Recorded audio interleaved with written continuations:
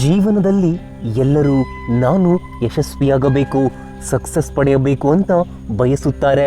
ಆದರೆ ನಿಜವಾಗಿ ಯಶಸ್ಸು ಎಲ್ಲರಿಗೂ ಸಿಗುವುದಿಲ್ಲ. ಯಾಕೆ ಅಂದರೆ ಹೆಚ್ಚಿನ ಜನರು ಪ್ರಯತ್ನವನ್ನು ಮಧ್ಯದಲ್ಲೇ ನಿಲ್ಲಿಸುತ್ತಾರೆ. ಇನ್ನು ಕೆಲವರು ತಮ್ಮ ಕನಸನ್ನೇ ಬಿಟ್ಟು ಕೊಡುತ್ತಾರೆ. ಇನ್ನು ಕೆಲವರು ಸಮಯಕ್ಕಿಂತ ಮುಂಚೆಯೇ ಸೋಲನ್ನು ಒಪ್ಪಿಕೊಳ್ಳುತ್ತಾರೆ. ಆದರೆ ಒಂದು ಗುಣ ಮಾತ್ರ ಸಾಮಾನ್ಯ ವ್ಯಕ್ತಿಯನ್ನು ಅಸಾಮಾನ್ಯ ವ್ಯಕ್ತಿಯನ್ನಾಗಿ ಮಾಡುತ್ತದೆ, ಅದೇ ತಾಳ್ಮೆ. ಹೌದು, ಈ ಜೀವನದಲ್ಲಿ ತಾಳ್ಮೆ ತುಂಬಾನೇ ಮುಖ್ಯವಾಗಿದೆ. ಒಂದು ಬೀಜವನ್ನು ಮಣ್ಣಿನಲ್ಲಿ ನೆಟ್ಟರೆ ಮರುದಿನವೇ ಅಥವಾ ಒಂದು ತಿಂಗಳಲ್ಲೇ ಅದು ಮರವಾಗಲ್ಲ. ಹಾಗೆ ಒಂದು ಮಗು ಹುಟ್ಟಿದ ತಕ್ಷಣ ನಡೆಯುವುದಿಲ್ಲ. ಸೂರ್ಯ ಕೂಡ ರಾತ್ರಿ 12 ಗಂಟೆಗೆ ಉದಯಿಸುವುದಿಲ್ಲ. ಪ್ರಕೃತಿಯ ಪ್ರತಿಯೊಂದು ವಿಷಯಕ್ಕೂ ಸಮಯ ಬೇಕು, ಪ್ರತಿಯೊಂದಕ್ಕೂ ಸಮಯ ಬೇಕು. ಹೀಗಿರುವಾಗ ನಿಮ್ಮ ಕನಸುಗಳು ಒಂದು ದಿನದಲ್ಲಿ ನನಸಾಗಬೇಕು ಎಂದು ನಿರೀಕ್ಷಿಸುವುದು ಎಷ್ಟು ಸರಿ ಹೇಳಿ? ಇಂದಿನ ಜಗತ್ತಿನಲ್ಲಿ ಎಲ್ಲವೂ ಫಾಸ್ಟ್ ಆಗಿದೆ. Fast food, fast internet, fast delivery. ಆದರೆ ಜೀವನದಲ್ಲಿ ಸಕ್ಸಸ್ ಮಾತ್ರ ಫಾಸ್ಟ್ ಆಗಿ ಸಿಗುವುದಿಲ್ಲ. ಅದಕ್ಕೆ ಖಂಡಿತ ಸಮಯ ಬೇಕು, ಪರಿಶ್ರಮ ಬೇಕು, ಎಲ್ಲದಕ್ಕಿಂತ ಮುಖ್ಯವಾಗಿ ತಾಳ್ಮೆ ಬೇಕು. ಬಹಳ ಜನ ಒಂದು ತಪ್ಪು ಮಾಡುತ್ತಾರೆ. ಅದು 2 ತಿಂಗಳು ಓದುತ್ತಾರೆ, ರಿಸಲ್ಟ್ ಅಂದುಕೊಂಡಂತೆ ಬರಲಿಲ್ಲ ಅಂದರೆ ಓದುವುದನ್ನೇ ಬಿಡುತ್ತಾರೆ. 3 ತಿಂಗಳು ಬಿಸ್ನೆಸ್ ಮಾಡುತ್ತಾರೆ, ಪ್ರಾಫಿಟ್ ಬರಲಿಲ್ಲ ಅಂದರೆ ತಮ್ಮ ಕನಸನ್ನೇ ಬಿಟ್ಟು ಬಿಡುತ್ತಾರೆ.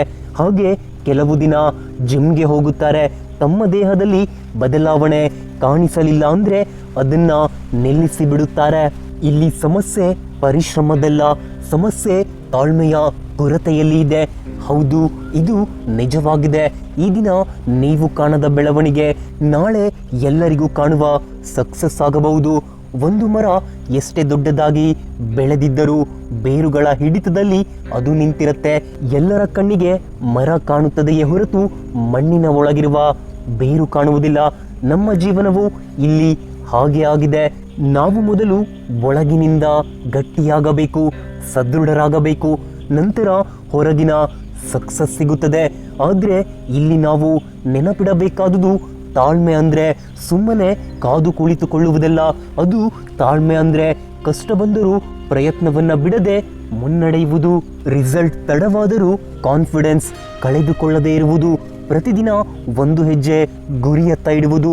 ಇದುವೇ ತಾಳ್ಮೆಯ ಸಂಕೇತವಾಗಿದೆ.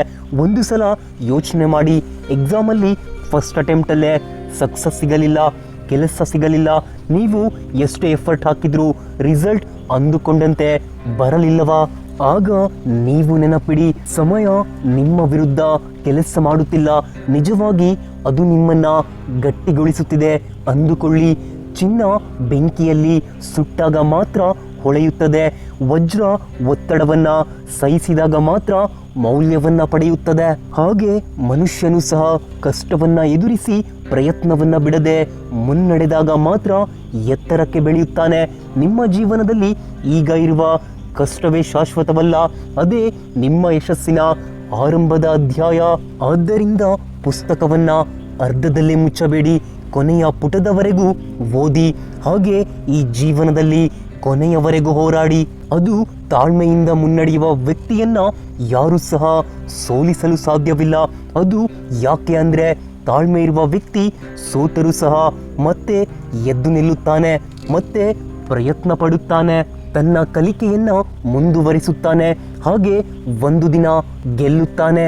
ಅದೇ ರೀತಿ ಈ ದಿನ ನೀವು ಅನುಭವಿಸುತ್ತಿರುವ ನೋವು ಮುಂದೊಂದು ದಿನ ನಿಮ್ಮ ಶಕ್ತಿಯಾಗಬಹುದು. ಇಂದು ನೀವು ಸುರಿಸುತ್ತಿರುವ ಬೆವರು ನಾಳೆ ನಿಮ್ಮ ಗೌರವವಾಗಬಹುದು. ಇಂದು ನೀವು ಕಾಯುತ್ತಿರುವ ಸಮಯ ನಾಳೆ ನಿಮ್ಮ ಜೀವನದ ಅತ್ಯುತ್ತಮ ಕ್ಷಣವಾಗಬಹುದು. ಈಗ ನಿರ್ಧಾರ ಮಾಡಿ ಮುನ್ನಡೆಯಿರಿ. ಅದು ರಿಸಲ್ಟ್ ತಡವಾದರೂ ಪ್ರಯತ್ನ ಮತ್ತು ನಂಬಿಕೆಯನ್ನ ಬಿಡಬೇಡಿ.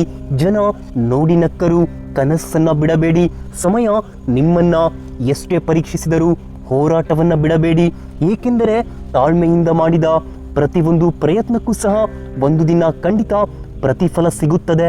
ಈ ದಿನ ನೀವು ಮೌನವಾಗಿ ಮಾಡುತ್ತಿರುವ ಹೋರಾಟವನ್ನ ಈ ಜಗತ್ತು ಗಮನಿಸದೇ ಇರಬಹುದು. ಆದರೆ ಮುಂದೊಂದು ದಿನ ನಿನ್ನ ಸಕ್ಸಸ್ ಮಾತನಾಡುವಾಗ ಇದೇ ಜಗತ್ತು ಎದ್ದು ನಿಂತು ಚಪ್ಪಾಳೆ ತಟ್ಟುತ್ತದೆ. ಆದ್ದರಿಂದ ನಿಧಾನವಾಗಿ ನಡೆದರೂ ಪರವಾಗಿಲ್ಲ, ನಿಲ್ಲಬೇಡ. ಗಡಿಯಾರದ ಮುಳ್ಳುಗಳು ನಿಧಾನವಾಗಿ ಚಲಿಸಿದರೂ ಸರಿಯಾದ ಸಮಯವನ್ನೇ ತೋರಿಸುತ್ತದೆ. ಹಾಗೆ ತಾಳ್ಮೆಯಿಂದ ಮುಂದೆ ಸಾಗುವ ವ್ಯಕ್ತಿ ನಿಧಾನವಾಗಿರಬಹುದು, ಆದರೆ ಅವನು ತಪ್ಪದೆ ತನ್ನ ಗುರಿಯನ್ನು ತಲುಪುತ್ತಾನೆ. ಇಲ್ಲಿ ವೇಗಕ್ಕಿಂತ ತಾಳ್ಮೆ ದೊಡ್ಡದು ಎಂಬುದನ್ನು ನೆನಪಿಡಿ.